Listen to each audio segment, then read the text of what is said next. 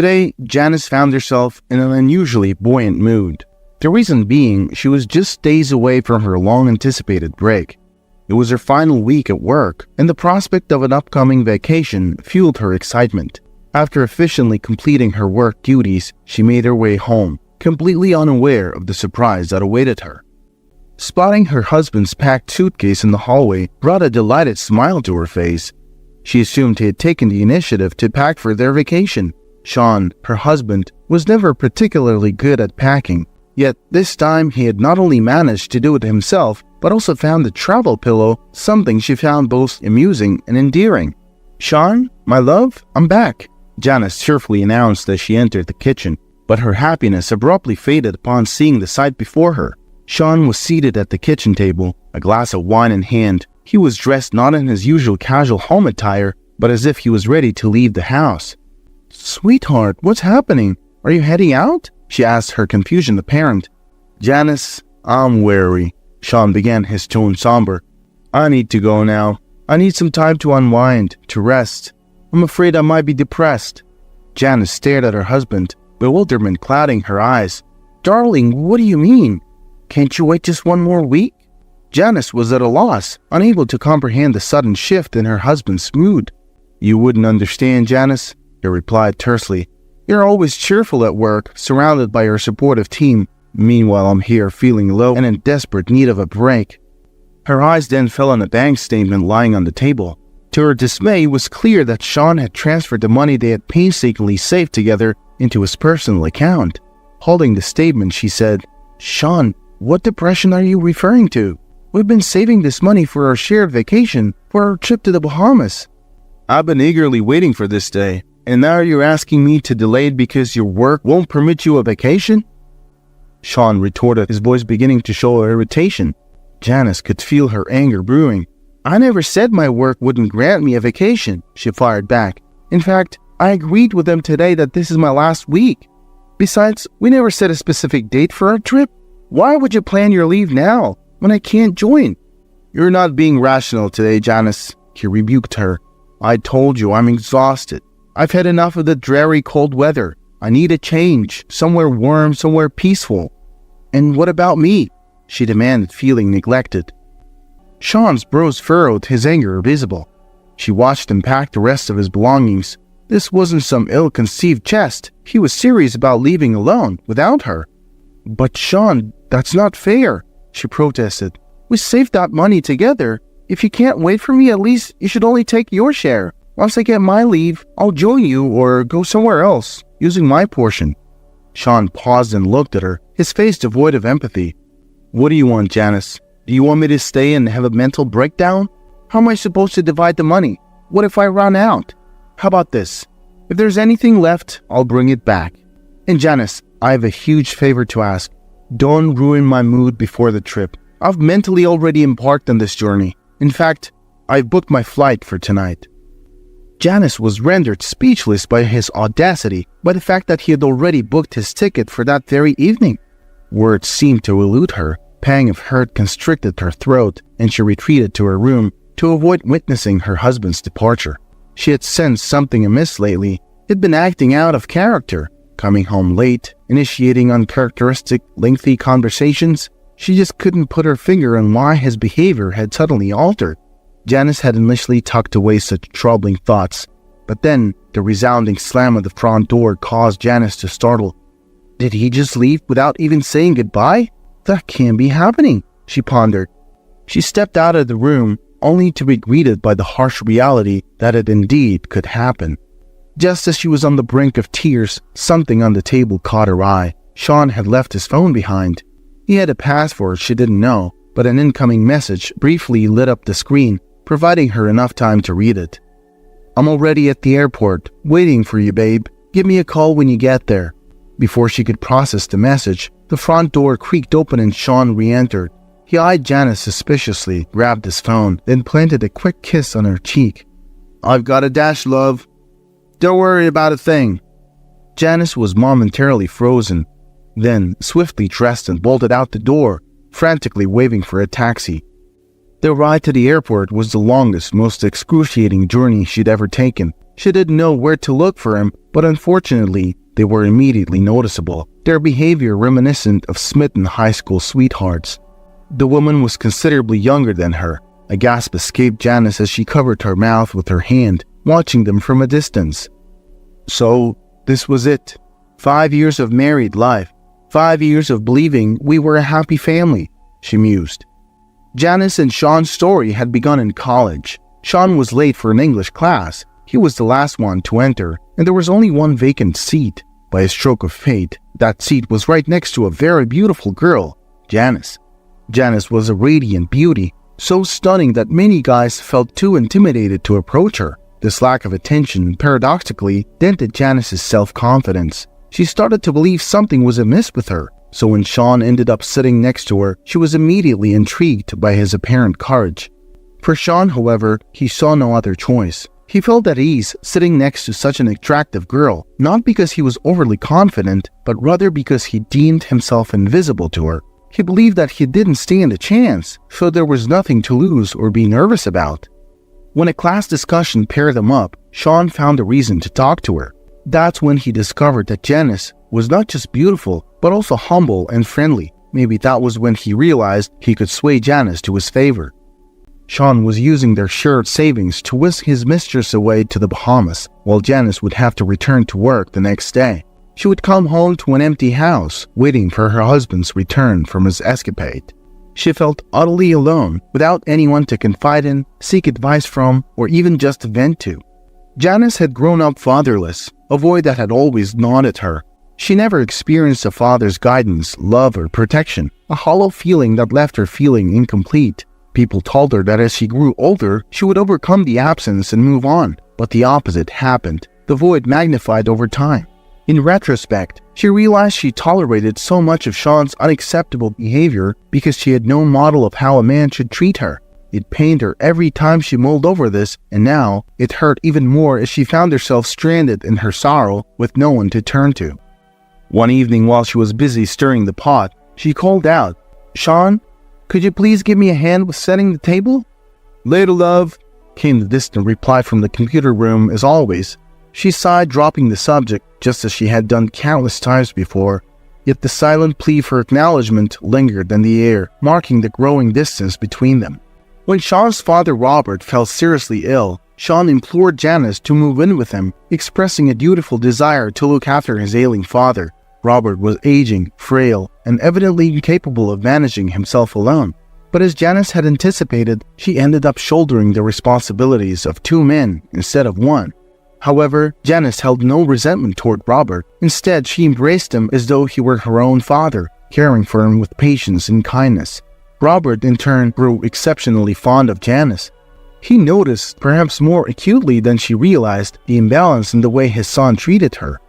One day, he shared cryptic advice with her, saying, "You, my dear, were never meant to settle." His words puzzled her, leaving a question in her mind that would resurface later. When Robert's health improved, he suggested they return to their own home, grateful for his recovery but exhausted from the additional caregiving. A few months after they were settled, tragedy struck Janice's family. Her aunt succumbed to a heart attack. Although Janice felt a twinge of sadness that she wasn't treated with the same warmth her aunt showed her own daughters, her heart still ached at the loss. After all, it was this woman who sheltered and fed her after her own mother's untimely death. Deep down, she harbored a profound love for her aunt. 3 days into her mourning, Sean lost his temper at Janice. "She's dead, Janice. Stop bringing her up, and for God's sake, stop crying," he exploded. "Sean," Janice retorted, her voice wavering, "it's only been 3 days. Tomorrow." Now, in the bustling airport, Janice snapped back to reality from her chain of thoughts. A part of her wanted to confront Sean, to vent her anger on his mistress, but it was too late. They had vanished into the crowd, while the airport buzzed with people rushing to catch their flights. She stumbled out into the street, vision blurred with tears. As she blindly bumped into passerby, they deftly steered clear of her. In her emotional haze, she took a turn into a quiet alleyway and found a bench blanketed with snow. She sat down and let her tears flow freely. Janice lost track of time. She was roused from her sobs by the biting cold. In her emotional fog, a blizzard had crept up on her. She stood up, dusted the snow off, and rubbed her frost-coated eyes. Her eyelashes were fluffy with ice crystals, a sight that might have been beautiful if she could have seen it. As she started walking towards the exit of the alley, she noticed a man hunched over on the curb, his figure coated in snow. Her first thought was that he must be out of his mind to sit in this freezing weather. She was too wrapped up in her own turmoil to concern herself with him. As she walked past him, a glimpse of his eyes, empty and lost, tugged at her heartstrings.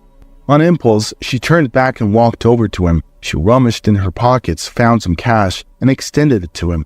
He looked up at her with his melancholic eyes. He made no move to take the money, just went back to staring blankly into the distance. Caught off guard, Janice blurted, "Excuse me, sir, might you need some assistance?" She received no response. She found herself questioning her actions. What on earth am I doing, offering help to a stranger who won't even acknowledge me? In a desperate attempt, she suggested, "Perhaps I could get you a warm tea or something?" The faintest hint of a smile tugged at the corners of the man's lips. Encouraged, she didn't wait for an affirmation. She stepped into a nearby cafe, purchased a hot tea and a sandwich, and brought them back to the man. Regardless of her own troubles, aiding the man brought a comforting feeling of accomplishment. It was as if she could momentarily set her worries aside. She handed the man the steaming cup of tea and the sandwich. He looked up at her. This time, his eyes reflected gratitude. As she walked away, the residual warmth in her heart made her feel slightly better. She was hailing a taxi when she heard footsteps behind her. She turned to find the man standing there. "I'm sorry, miss. I forgot to express my gratitude. Thank you for your kindness," he said softly. She responded with a faint smile. "It's no trouble at all. We all face problems in life. I hope you find your way out of yours." "Thank you," he replied. Turning around, he slowly began to walk away. As he did, Janice noticed him shivering in the cold. A sudden urge surged within her to extend further help. "Wait," she called out after him. "How about you come to my place? You can warm up there and I can make you a hot meal." The man looked taken aback. "Are you sure? I'm just a homeless man." Janice shrugged. "Have you spotted any royalty here?" "I guess not, but it's unusual. Most people avoid me. People are different, that's all," she concluded. Upon entering the warm house, the homeless man let out a satisfied sigh. "It's so cozy here," the man said. "I'm going to heat up some food. You're welcome to warm up here or take a hot shower. The bathroom has towels and a rope you can use." "Thank you. I know I'm imposing, but I'll gladly accept your offer. Things have been pretty tough, particularly without a proper bath," he admitted. Janice questioned her sanity several times over. After all, she had invited an absolute stranger into her home. She didn't even know his name, and now this man was in her bathroom. Regardless of how many times she questioned her decision, she couldn't find a logical explanation. It was a spur-of-the-moment choice. Her life would never be the same from this day forward. She was just putting the finishing touches on the table when the man emerged from the bathroom, fresh and clean. Janice gawked in surprise and finally remarked, "You look like a different person." He chuckled in response. Janice had managed to set the table in the meantime. As Dylan, the guest who had unexpectedly filled the chair usually occupied by Sean, tasted the warm meal, he complimented its flavors. His words weren't just a passing comment, but genuine praise about the deliciousness of the food. As she listened to him, Janice had an epiphany. It had been an eternity since she had received any form of appreciation. Dylan, a man who was still essentially a stranger to her, displayed a keen sense of observation. He pointed out specific elements of the meal, appreciating the subtle blending of spices and the perfect balance of flavors. This simple act of recognition, so genuine and spontaneous, stirred something within Janice. It sent a ripple of excitement through her heart. It was then that she realized how accustomed she had become to her labor of love being overlooked. Just 2 short years ago, Dylan's life was the picture of normality, the kind most people yearned for. A loving wife, a sweet little daughter, and a cozy house in the suburbs painted a picture of perfect domesticity. They had plans for a joyous family trip to celebrate their daughter's 6th birthday. They had all been looking forward to the little getaway, but life had other plans. As they drove on the rain-soaked mountain pass, their car lost control, skidded dangerously, and plunged over the guardrail. In that terrifying moment, Dylan's world was shattered. His wife and daughter, the core of his existence, were cruelly snatched away in the tragic accident. It was a harsh twist of fate that Dylan himself survived the crash, physically unharmed but emotionally devastated. As he shared his story, the pain in his voice echoed in the silence of the room. Janice could feel the heart-wrenching sorrow etched into every word. The anguish of losing his loved ones was more than Dylan could bear. He was engulfed by a sea of guilt, pinning the blame for their untimely deaths squarely on himself. Residing in a house once pulsing with life, the merry laughter of his little girl, the loving whispers of his wife, was now a torturous ordeal. As he retreated into a shell of self-condemnation, he pushed away everyone who attempted to extend a helping hand. Friends, family, their efforts to pull him out of his despair met with a brick wall of refusal. For Dylan, life had lost its luster, its very essence fading into the gloom of his grief. His mounting addiction and the hollow echo of his family's laughter in his lonely house began to take a toll on his professional life. He received multiple warnings from his employers, each one falling on deaf ears. Inevitably, he was fired. A few months later, with his finances drained and debts mounting, he was evicted from the home that had once been the center of his universe. His guilt over the tragic loss of his family had initially led him to this destitute lifestyle. However, over time, he began to see the damaging effects of homelessness. The harsh realities of street life began to weigh heavily on him, pulling him down into a cycle of despair that seemed increasingly difficult to escape. The lifestyle he had initially chosen as a form of self-punishment was now trapping him, threatening to consume him entirely. Janice listened to his tale with a heavy heart, her empathy palpable. She reassured him that he shouldn't bear the blame for the accident. She implored him to understand that a life consumed by guilt wasn't worth living. Her words were earnest, full of compassion and wisdom, as she painted a picture of promising future that awaited him if he could only stop blaming himself and start putting his life back together. Throughout their conversation, Janice maintained steady eye contact, her eyes radiating warmth and understanding. Her kind smile never faltered, offering him comfort and acceptance. For Dylan, who hadn't felt such warmth and kindness in 2 long years, her generosity was overwhelming. This encounter with a complete stranger who had not only let him in for a hot shower and a meal, but had also offered him empathy and advice, was a ray of hope in his otherwise bleak existence. The spark of hope that Dylan felt was unlike anything he'd experienced in the past 2 years. He had spent so long aimlessly wandering, living on the streets, nursing his guilt and steeped in his sorrow. He had almost forgotten what it felt like to have a purpose, a goal, a desire for a future that held more than just mere survival. Meeting Janice, receiving her compassion and understanding, and hearing her encouraging words had triggered something within him. At one point, Dylan realized he was still dressed in a borrowed robe. He jumped up, looking at himself awkwardly. "Is this your—" he started, but Janice offered a sad smile. "It's okay. Don't worry about it." Dylan sat back down. Once they had finished their meal, he rose and began gathering his dirty clothes. Sensing his discomfort, Janice told him he could use her washing machine and stay the night. "I'm sorry for being such a burden. I don't even know how to thank you." "It's all right, Dylan. Don't worry. Everything's okay." "Thank you once again." Dylan hesitated before asking his next question. "Janice, may I use your computer, please?" Dylan requested, breaking the silence. "Of course, feel free," she responded, gesturing towards her laptop. As Dylan began clicking away on her laptop, Janice sat in the living room, her mind swirling with her own tales of sorrow. She longed to unburden her heart to this stranger who had shared his deepest pain with her, but the words remained stuck in her throat. Gathering her courage, she rose and walked over to Dylan.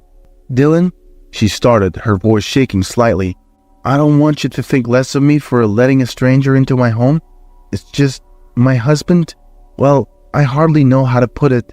Today he left for a vacation with his mistress." Dylan's fingers froze above the keyboard and he turned to look at her, his eyes widening in surprise. "Really? That happened?" She nodded, sharing a brief overview of her predicament. Dylan shook his head in disbelief. "I thought this kind of thing only happened in movies. I'm really sorry to hear that." "So what's your next move?" She sighed heavily before responding. "I'm gonna file for divorce, but..." "But what?" Dylan urged her to continue. "I'm just not sure. He might not be on board with the idea." Dylan paused, his brows furrowing before he let out a soft chuckle. "Wait, So let me get this straight. Your husband is off gallivanting with his mistress, and you're worried he might not like the idea of a divorce? The absurdity of the situation was evident, but it wasn't amusing. As Dylan looked into Janice's eyes, he saw a hint of fear mingling with the confusion. This kind, innocent woman, so beautiful in her simplicity, was caught in the whirlpool of emotional turmoil.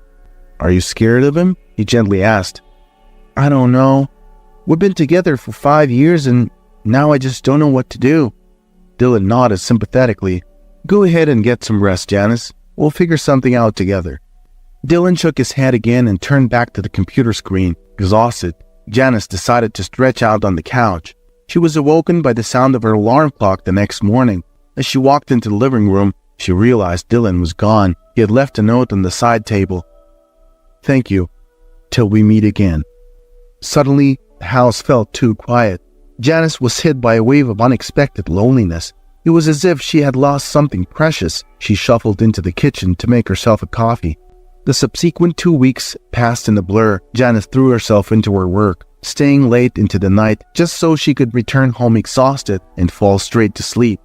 3 days after Sean departed, Janice mustered all her courage and started the divorce process. Methodically, she packed up all his belongings, including the robe Dylan had worn after his shower. Now, all she needed to do was deliver the divorce papers, return his possessions, and erase him from her life. She changed the house locks too, just for good measure. This house was her sanctuary, a place that she had inherited from her parents. It was the one thing that was unquestionably hers, and yet she felt a creeping unease that she might have to battle to keep it. Oddly enough, she found her thoughts straying to Dylan more than to Sean. Dylan, who had appeared in her life as a homeless stranger, only to reveal himself as a completely different person. Janice had expected to be devastated by her husband's betrayal, but her heart remained quiet. Instead, she felt a sense of relief. At least she was no longer living in ignorance, fooled by a man she thought she knew. It often happens that everyone else knows about the betrayal, and wives are the last to find out. It can make them appear foolish in the eyes of others. Janice's mood only improved with her newfound freedom. She was already envisioning herself preparing a salad and watching a romantic film, enjoying a quiet evening at home. One evening after work, her tranquil days were interrupted.